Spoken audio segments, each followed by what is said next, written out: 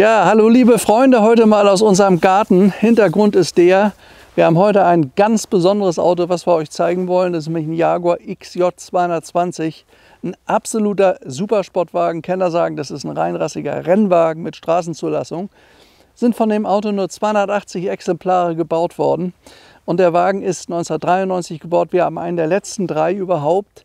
Der Wagen ist in 2 Händen gewesen. Die erste Hand hat ihn bei 0 Kilometer, die zweite Hand hat ihn bei 0 Kilometern bekommen aus einer Sammlung. Ist seitdem 7000 Kilometer gefahren, also mehr hat er nicht gelaufen. Und das ist wirklich ein ganz, ganz besonderes Fahrzeug. Jaguar hat den Wagen seinerzeit entwickelt, so um 1989 ging das los als Pendant zum Ferrari R40 und zum Porsche 959. Das sind übrigens Autos, die kosten heute zwischen 2 und 4 Millionen Euro. Das möchte ich nur mal sagen. Und der dritte im Bunde ist Jaguar XJ 220. Der kostet hier 625.000 Euro.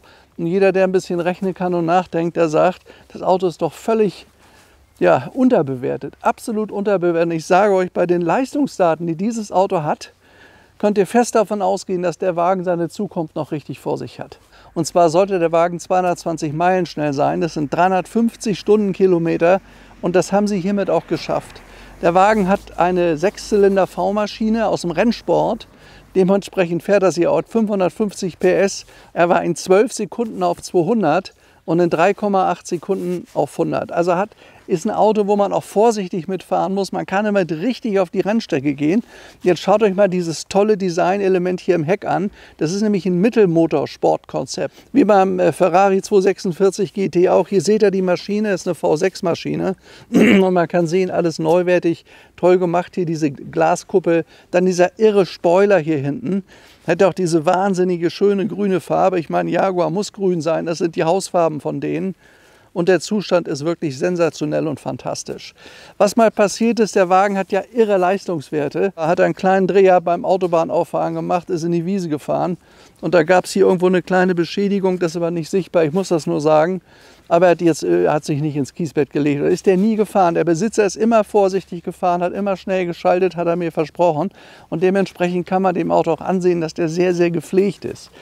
Ja, ich mache euch einfach mal auf. Hier vorne sind die Lufteinlässe, hier oben der Tank, Englisch natürlich, Unleaded Fuel, Jaguar Logo. Ist übrigens ganz nett. Jaguar-Mitarbeiter haben den am Samstagnachmittag konzipiert, den Wagen. Das haben die in ihrer Freizeit gemacht. Das war die Saturday Group. Und was dabei rausgekommen ist, ist wirklich legendär. Und zu den Zahlen, der hat mal neu gekostet 1,1 Millionen D-Mark, was natürlich nicht gerade eben wenig war. Und jetzt schaut mal hier rein. Also erlesenstes Leder, ein absoluter Supersportwagen mit einer Top-Ausstattung und Zustand ist immer noch neuwertig. Das ist das Schöne an dem Wagen. Was ich absolut irre finde, ist diese ganz langgestreckte Form hier. Wie ich überhaupt meine, dass das ein wunderschönes Design hat, dieses Auto. Man kann den Jaguar erkennen, aber so eine langgestreckte Fahrmaschine wie er ist normalerweise sonst von Jaguar nicht bekannt. Und es ist also wirklich ein absolut faszinierender Wagen. Übrigens hier unten steht es, XJ 220 in Grau. Wagen liegt relativ tief, also mit Bordsteinkanten und so müsst ihr vorsichtig sein. Es ist was für die Rennstrecke oder aber für eine Sammlung. Wenn jemand einen XJ 220 hat, weiß er, dass es nur noch weitere 270 gibt und mehr nicht. So ein Wagen hat die Zukunft definitiv vor sich. Ja, übrigens also wirklich interessant, das Auto hat 8 Jahre lang den Rekord auf der Nürburgring-Nordschleife gehalten. Daran kann man mal sehen, was das ein reinrassiger Sportwagen war. Für ein richtiges Renngerät. Und vor allen Dingen, das hat ein R40 nicht geschafft und der Porsche 959 auch nicht. Das hat er geschafft. Das heißt, von all diesen 3 Supersportwagen ist er eigentlich der agilste und der härteste gewesen. So, und was daraus folgt, das ist eigentlich, dass er der schnellste Seriensportwagen der Welt war und das über Jahre hinweg. Da kam kein anderer mit und es ist völlig unverständlich, warum so ein Wagen im Moment, ich glaube, die Leute haben das Auto ein bisschen vergessen. Aber ich hoffe auch, dass wir das mit dem Film wieder mal ins Bewusstsein rücken. Wir werden auch gleich ein bisschen fahren, weil das hier ist wirklich ein absolutes Highlight zum Minimalpreis. Was man hier zu unserem Jaguar wissen muss, er hat absolut keine Fahrhilfen, kein ABS, kein Airbag. Also diese ganzen elektronischen Fahrhilfen, die es heute gibt, hat er nicht und das macht das Auto gefährlich. Das heißt, den Wagen kann wirklich nur einer dann beherrschen, wenn er auch tatsächlich richtig gut Auto fahren kann. Und da die ganzen Accessoires hier aus dem Rennsport kommen, auch die Maschine kommt ja aus dem Rennsport, also alles, was hier verbaut ist, ist Rennsport, muss man entsprechend wirklich Auto fahren können. Also hier ist die Maschine drin, hinter diesem Deckel. Man kann also hier im Mittelmotorkonzept da auch durchgucken. Da ist die Scheibe. Steht groß auf der Maschine drauf, XJ 220 wegen der Höchstgeschwindigkeit. Auto ist ja nur 2 Jahre lang gebaut worden mit 280 Einheiten. Und der drittletzte ist unser Auto hier und ist praktisch im Neuzustand.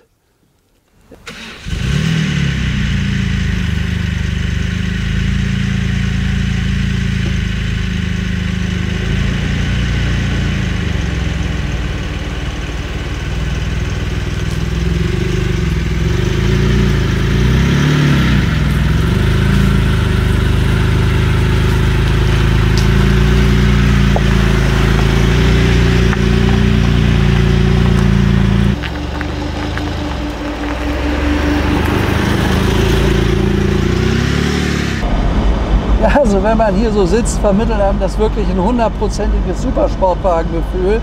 Ich glaube, das ist das flachste Auto, was ich in meinem Leben bewegt habe. Der Besitzer hat mir schon gesagt, er ruckelt ein bisschen, wenn er mit tiefen Drehzahlen fährt. Das Auto geht richtig los ab 2.500 Touren. Nur die können wir jetzt natürlich hier im Moment bei unseren Straßen nicht fahren. Ich muss mir auch erstmal so ein bisschen an das Fahrgefühl gewöhnen, was also bemerkenswert ist. Beinfreiheit hat man. Man hat auch gut Platz hinten, man kann den Sitz gut verstellen. Ja, wunderbar.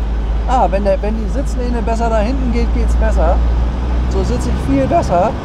Also ein absolut futuristisches Sitzgefühl in dem Wagen hier. Schaut euch das mal an. Also so flache und so tiefe Seitenscheiben habe ich, glaube ich, noch nie gehabt. Wir sind ja schon so einige Ferraris auch gefahren, die auch ziemlich schnell waren. Aber das ist hier nochmal eine ganz andere Abteilung. Ein Wahnsinnsauto. Sollen wir erstmal gucken, dass man so ein bisschen Gefühl für so einen Wagen bekommt, auch für die Bremsen. Auch hier habe ich gehört, die muss man erst richtig einbremsen, damit sie ordentlich funktionieren. Das heißt, die Bremsen, das kommt natürlich alles aus dem Rennsport, funktionieren nur dann richtig, wenn sie warm sind. Und das werden wir sicherheitshalber jetzt mal ein bisschen machen, drauf treten, dass sie auch warm werden.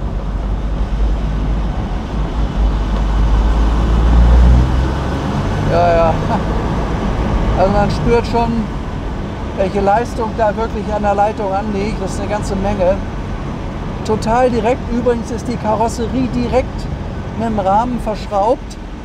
Das heißt, der Wagen ist also jetzt nicht besonders stoßunempfindlich. Das hier schlägt alles durch. Jedes Steinchen von der Straße, das spürt ihr. Es ist halt ein rein rassiger Rennwagen.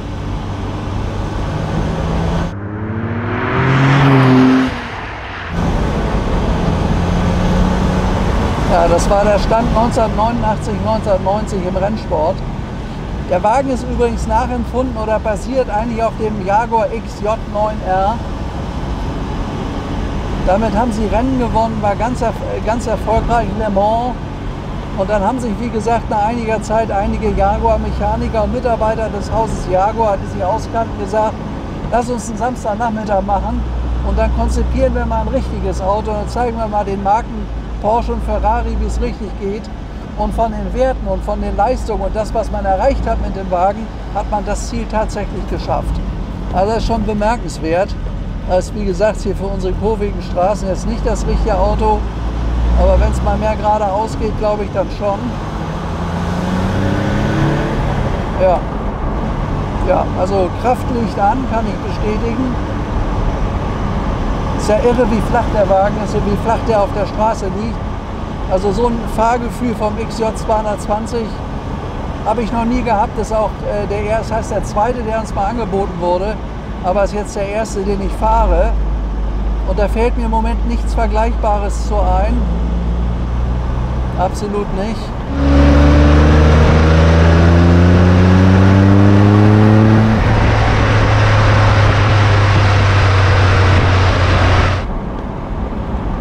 Also Getriebe ist sehr gut, auch sehr direkt neben dem Lenkrad. Alles wie im Rennsport. Fühlt sich auch sehr leicht an.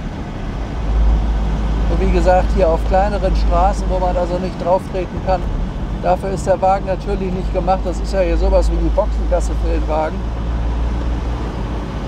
Aber das ist in jedem Fall ein Supersportwagen, der absolut selten ist und der, wie ich meine, völlig verkannt ist. Und ich sage euch, in absehbarer Zeit kosten diese Autos siebenstellig, 100%. Vielleicht machen wir jetzt durch diesen Film die Leute erst auf so einen Wagen aufmerksam. Das war ja auch mit unserem SS100 von Suffolk. Das Auto war nach 24 Stunden verkauft, nachdem wir den Film gesehen haben. Also man muss Werbung machen für die Autos und leider macht diese Branche, die rühren immer im eigenen Brei, aber wir kommen halt mit den Videos, erreichen wir die Welt. Und es gibt so viele Freaks für Autos, die so begeistert sind. Ja, also Beschleunigung, die stimmt. Die angegebenen Werte, das spüre ich, sind richtig. Er braucht ja 3,8 Sekunden von 0 bis 100. Das glaube ich gerne. Und dafür, wenn ich mir überlege, der ist jetzt 30er Jahre, der kriegt eine Oldtimer-Zulassung. Ist ja unglaublich bei dem, was das Auto bringt hier. Also ein rein rassiger Supersportwagen.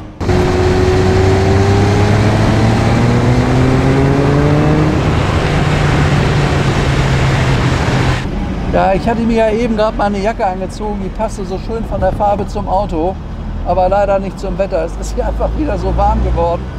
Ein komischer Sommer. Wir haben jetzt bald Mitte September und haben schon wieder 30 Grad.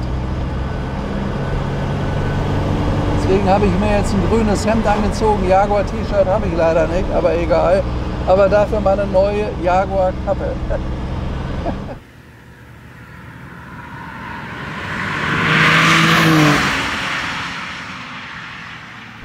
Ja, also vielleicht mal hier zur Instrumentierung. Die geht bis 360 Stundenkilometer. Hat jetzt 7220 Kilometer original belegt gelaufen. Und wenn ihr mal guckt, ist übrigens interessant, der Eigentümer ist auf Achse gekommen mit dem Wagen zu uns. Auto war ja erst zugelassen in Österreich, aber der ist ihn überhaupt nicht gefahren, nur für eine Sammlung. Und erst der zweite Besitzer, also der jetzige, ist dann auch gefahren mit dem Wagen. Übrigens gab es ja verschiedene Farben bei dem Auto. Ich finde dieses Grün am schönsten von allen. Ich hatte auch mal einen Blau und so, aber das sah ein bisschen schrill aus. Aber Grün, das passt zum Auto und zur Marke Jaguar. Ja, er dreht bis 7000 Umdrehungen. Das könnt ihr ja vorne sehen am Drehzahlmesser.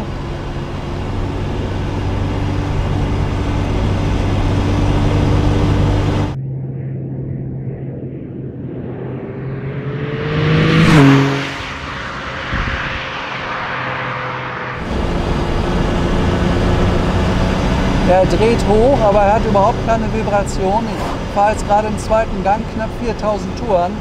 Kann hier gerade nicht überholen.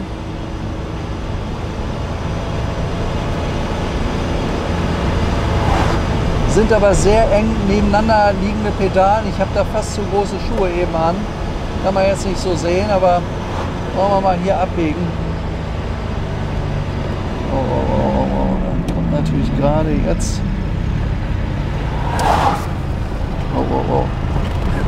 Ich hau mir da nicht. Da habe ich einfach Angst. Das Auto ist sehr, sehr flach. Also man muss wirklich mit Boden und Nebenhalten vorsichtig sein. Man könnte leicht aufsetzen mit dem Auto.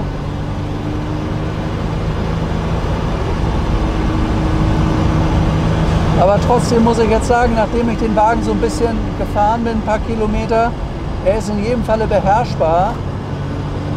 Man merkt natürlich, wie er richtig kommt, wenn die Turbolader einsetzen. Ja, da muss man dann einfach vorsichtig sein. Aber es ist ein beherrschbares Auto, wobei ich natürlich die Grenzbereiche jetzt hier nicht austesten kann. Und wir haben leider im Moment durch den Ferienverkehr so viel Traffic auf der A8, sonst würden wir mal auf die Autobahn gehen. Das können wir im Moment einfach nicht machen.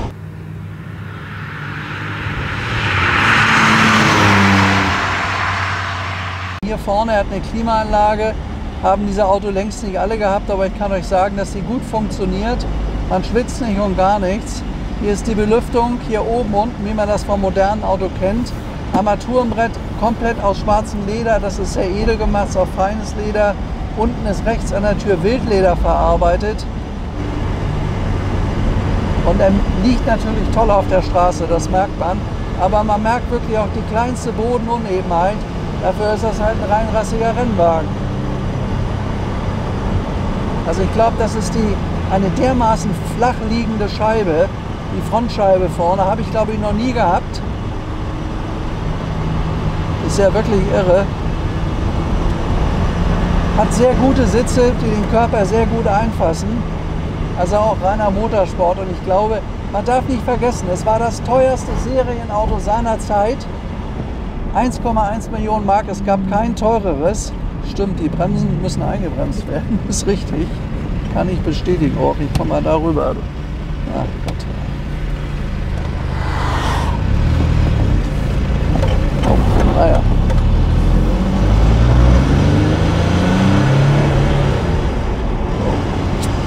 Ich bleib hängen mit den Schuhen gegenseitig. So eng zusammen die Pedale.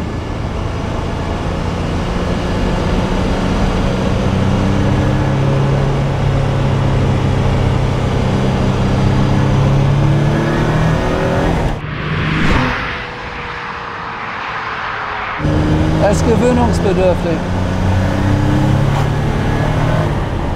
Ja. Na, jetzt kommen die Bremsen langsam ein bisschen besser. Also es ist eine beeindruckende Beschleunigungscharakteristik bei dem Auto, die ich so von anderen Autos nicht kenne. Aber ich habe auch einen gehörigen Respekt vor dem Wagen, also ich bin sehr, sehr vorsichtig.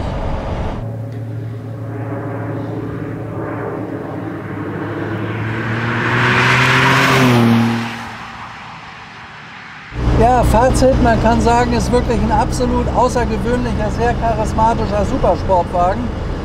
So einen Wagen wie den habe ich noch nie bewegt. Man spürt, dass er relativ leicht ist, weil die V6-Maschine wiegt ja nicht viel. Aber der Biss, den das Auto hat, der ist wirklich ganz bemerkenswert. Das Ding rauscht nach vorne. Also ich kann mir vorstellen, wenn ich mich mit dem richtig gut eingefahren habe auf Rennstrecken, Nürburgring und da, wo er, wie gesagt, jahrelang vorne war, am ersten Platz innehatte, dass das einen riesen Spaß macht mit dem Auto. Aber ich glaube auch, obwohl der sich wirklich charmant fährt und auch sehr, sehr sicher einem vorkommt, man muss das Auto wirklich fahren und beherrschen können. Ich denke, man kann sich hier schnell die Ohren abfahren. Und an den, der das Auto jetzt kaufen wird, und ich glaube, den werden wir relativ bald verkaufen, der muss halt immer schön vorsichtig fahren. Er hat ja was, wie ich meine, zum Schnäppchenpreis. Wenn man sich überlegt, dass so ein Wagen mal 1,1 Millionen D-Mark gekostet hat, da ist das Auto ein absoluter Schnäppchenpreis und er hatte von allen Fahrzeugen der Zeit die besten Leistungsdaten. Da kam kein anderer mit und das ist eben das, was ich so toll finde. Und das ist auch das, was mich so begeistert und wirklich überrascht. Es gibt kaum welche. Also wenn ich heute noch ein paar Euro über hätte und würde sagen, ich lege mein Geld lieber gut und sicher an, würde ich mir das Auto hier kaufen. Also ich muss mal überlegen, aber ich weiß gar nicht, wann wir noch ein Auto hatten die letzte Zeit, wo man dermaßen sicher sagen kann, der geht nach oben. Also das ist hier hundertprozentig der Fall. Und die Leistungsdaten sind ja irre und die Erscheinung in der Landschaft von dem Wagen, die finde ich toll. Ich finde, das ist ein ganz toller Designentwurf. Man kann Jaguar erkennen, man sieht bis in die E-Type-Schnauze vorne. Man kann erkennen, dass es ein Jaguar ist. Und glücklicherweise hat der Besteller damals auch die Farbe dunkelgrün gewählt. Das ist so ein dunkelgrün Metallic, also klassisch Jaguar. Also wenn XJ 220, dann das Auto hier. Und dadurch, dass er mehr oder weniger erster Hand ist und nur 8.000, 7.000 Kilometer gelaufen hat, das ist ja überhaupt nichts. Der Wagen befindet sich im Jahreswagenzustand, auch hier innen, das ist alles neuwertig. Man sieht, dass der nicht der Sonne ausgesetzt war oder so. Das Auto befindet sich in einem Jahreswagenzustand. Und ich glaube, das macht die Rarität eigentlich aus. Ein echten Supersportwagen für verhältnismäßig kleines Geld. Ja, guck mal, was da kommt. Naja, also der zieht richtig an. Der hat richtig Dampf, der Wagen. Ja, wohlgemerkt, 12 Sekunden bis 200, geschaltet, 5-Gang. 4 Bremsen, Scheibenbremsen, auch natürlich alles aus dem Motorsport. Wir haben ja mit dem XJ9R, was die Basis dieses Autos ist, mehrere Rennen gewonnen. Da war ja eine ganz tolle Maschine, ein ganz tolles Fahrwerk, ein ganz toller Wagen. Und ja, als Hobby von Spezialisten, die bei Jaguar gearbeitet haben, Samstag haben wir das gebaut oder konzipiert. Das muss man sich überlegen, das finde ich schon toll. Ja, da ist Beuerberg, das war heute mal eine ganz besondere Fahrt, weil ein XJ 220 haben wir auch nicht jeden Tag in unserem Bestand und schon gar nicht so einen wie ihn hier. Ja, Da sind wir. Vielen Dank fürs Zufahren, fürs Mitfahren, fürs Zuhören und fürs Mitfahren. Alles Gute, euer Stefan Luftschütz. Bis morgen und ciao.